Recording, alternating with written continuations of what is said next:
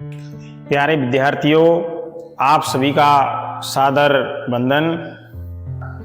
देखिए विद्यार्थियों, आज का जो वर्तमान समय है, जिस समय में हम लोग जी रहे हैं, आज का जो समय है वो तकनीकी समय है। और तकनीकी समय में जिस तरीके से नए नए सोशल मीडिया का और अलग अलग प्रकार की जो साइट्स हैं उनका यूज किया जा रहा है, कई बच्चे जो है गलत दिशा में भ्रमित हो रहे हैं। आज हम देखते हैं कि हर युवा जो है उसके हाथ में मोबाइल है और वो चाहता है कि मैं अपनी जो है शिक्षा को प्राप्त करने के लिए कोशिश करूं, प्रयास करूं, लेकिन कहीं ना कहीं जो मोबाइल है वो उसके लिए एक बाधा साबित हो रहा है।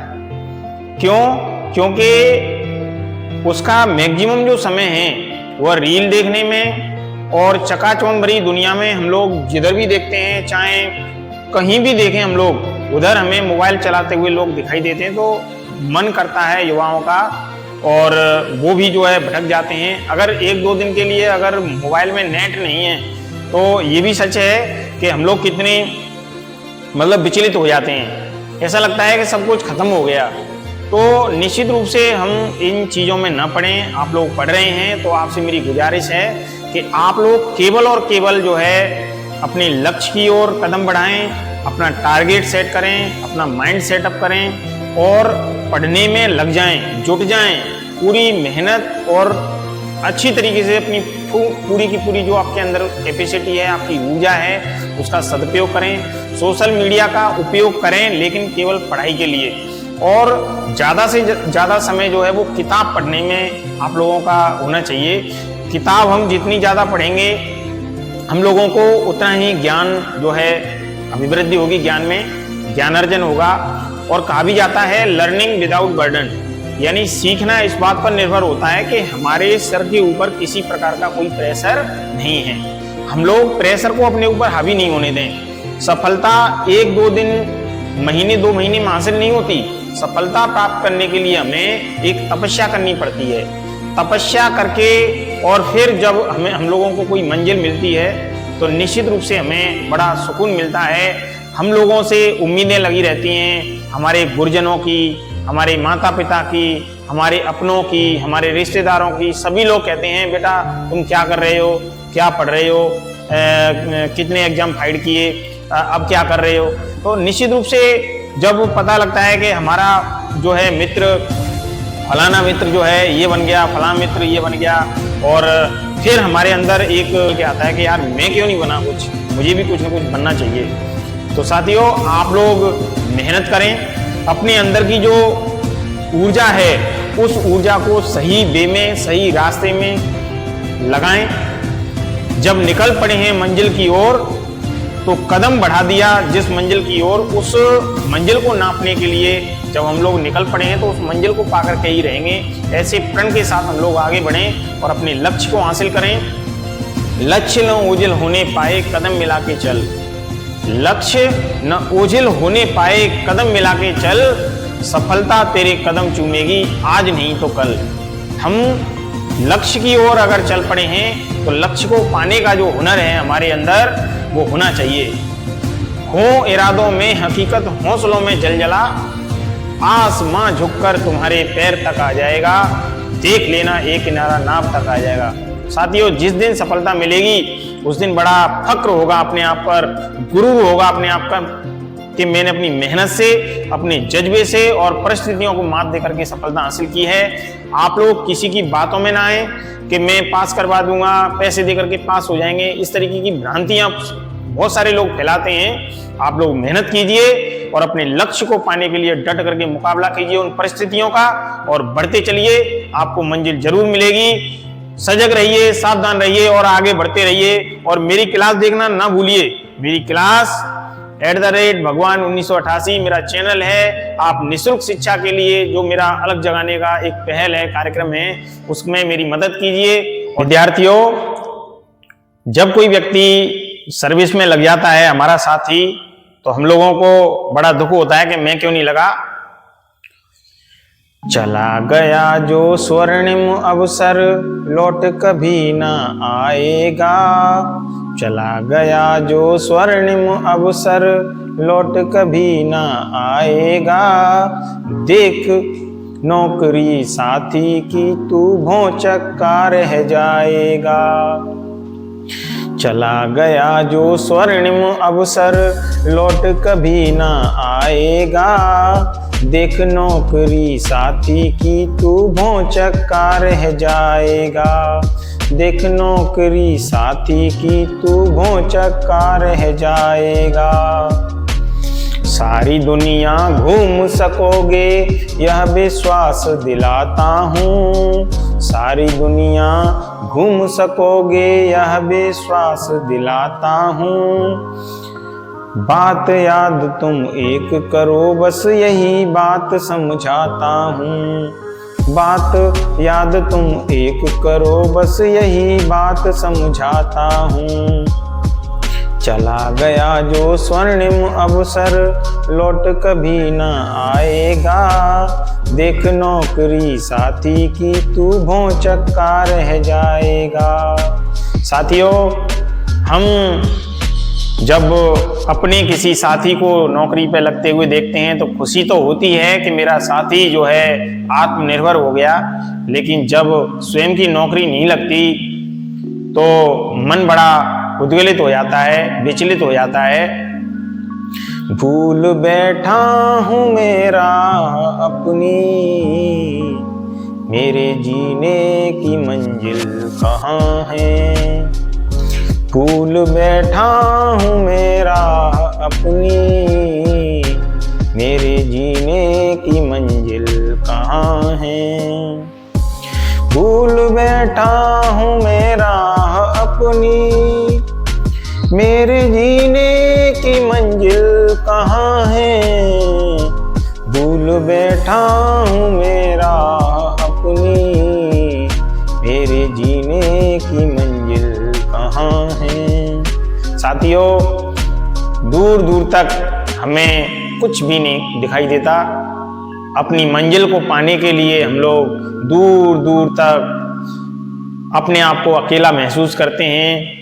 बड़ा बुरा लगता है जब असफलता मिलती है, लेकिन घबराइए मत, लगातार मेहनत जारी रखिए। आपको आपकी मेहनत का फल ईश्वर आपको जरूर देगा, क्योंकि भगवान किसी की मेहनत जायजा नहीं होने देते।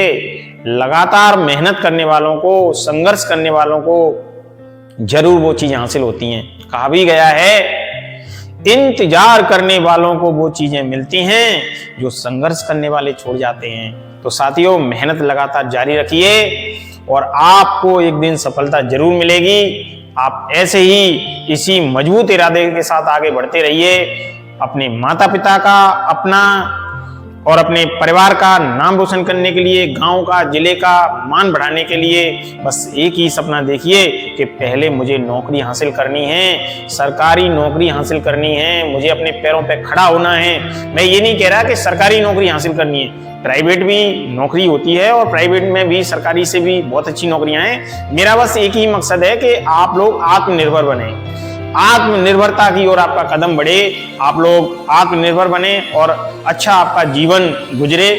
तो मेरा निवेदन है कि आप आज के सोशल मीडिया का सही तरीके से सदुपयोग करके आगे बढ़ें और अपने माता पिता का नाम रोशन करें और पूरी ईमानदारी के साथ, सजगता के साथ मेहनत करें, निरंतर लगे रहें। सुशिक्षित बचपन की अवधारणा के अंतर्गत मेरे गुरुजी श्री मुकेश कुमार गर्ग जी, जिनके द्वारा मुझे जो सिखाया गया, मैं आप लोगों के साथ भी जरूर शेयर करना चाहूँगा।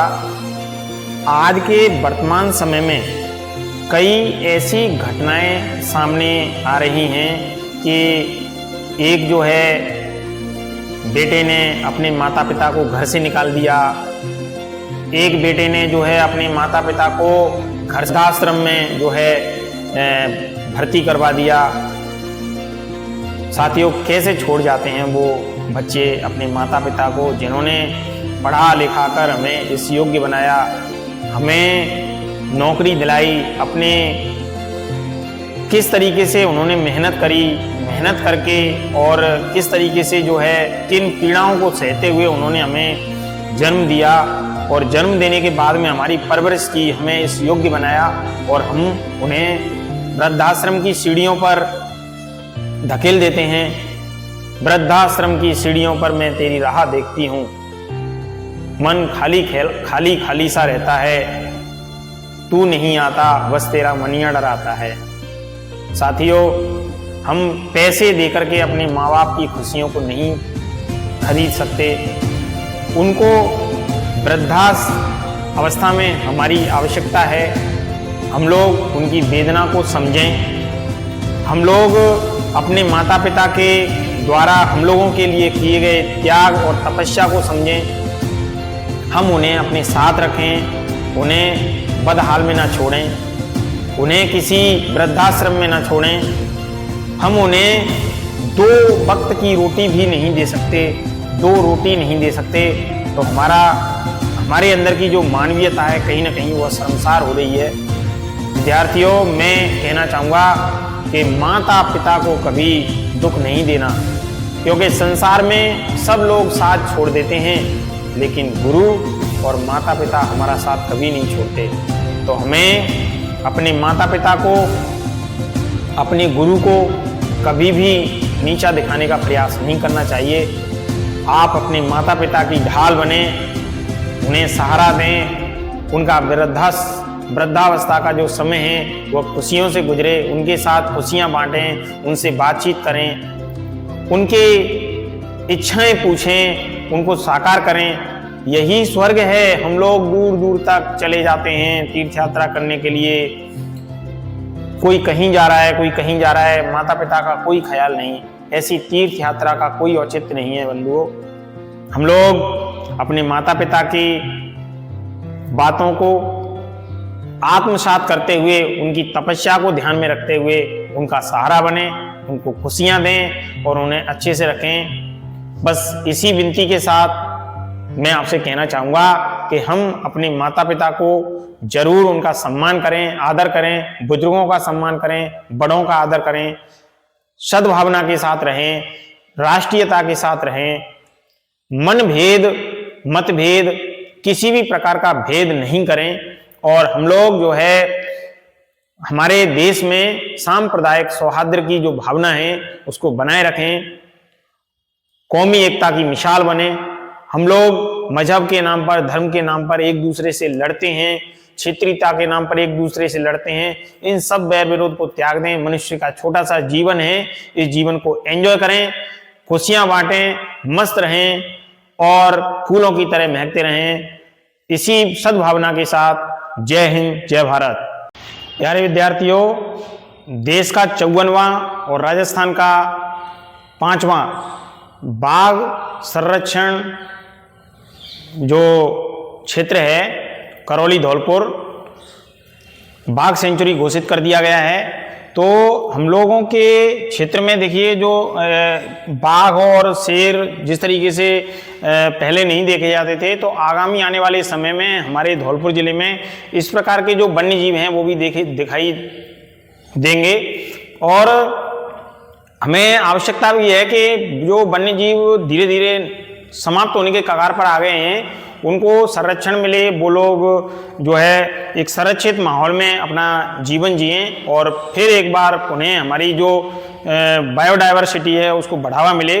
तो हमें आवश्यकता है कि हम वन्यजीवों का संरक्षण करें, सरकारी संपत्ति जो है उसको नुकसान पहुंचाने से बचें और ज़्यादा से ज़्यादा लोगों को प्रेरित करें कि वन्य जीवों का संरक्षण करना हमारा दायित्व है, कर्तव्य है।